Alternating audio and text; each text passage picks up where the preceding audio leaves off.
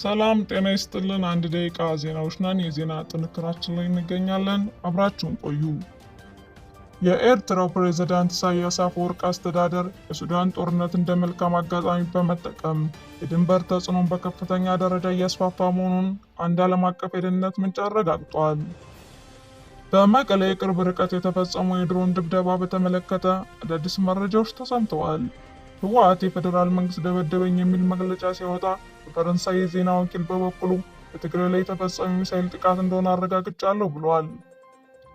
አፋብኃ ምኒልክ ዕዝ 14ኛና 15ኛ ኮር በደቡብ ወሎ ዞን 2 ግንባሮች ውጊያ ማድረጉን አስታወቀ። ይህንን ተከትሎ በመድፍና በድሮን ታግዞ የተንቀሳቀሰው ሰራዊት በፋኖ መመታቱ ተገልጿል። የፋኖ ኃይሎች በጎጃም ቀጠናዎች ከንጋቱ 11 ሰዓት ጀምሮ አዳዲስ ውጊያ ግንባር መክፈታቸው ተሰማ። አንደኛው የውጊያ ግንባር የደብረ ማርቆስ ከተማ ዙሪያ መሆኑ ተሰምቷል።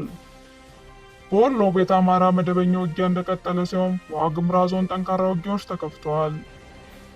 የኢራን የጦርነት ሁኔታ እንደገና እየተባባሰ ነው።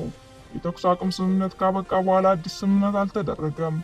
የሆርሙዝ ባህር መተላለፊያ ትልቅ ዓለም አቀፍ ጭንቀት ሆኗል። የነዳጅ ዋጋ እየጨመረ ነው። የዩክሬን በሩሲያ ውስጥ የጦር ግንባር ርቀው ያለው የኢንዱስትሪና የሎጂስቲክ ቦታዎች በረጅም ርቀት ድሮኖች እያጠቃች ነው። በሞስኮ አቅራቢያ ትልቅ የሎጂስቲክ መጋዘን እሳት ተቃጥሏል። አብራችሁን ስለቆያችሁ እናመሰግናለን። መልካም ቆይታ።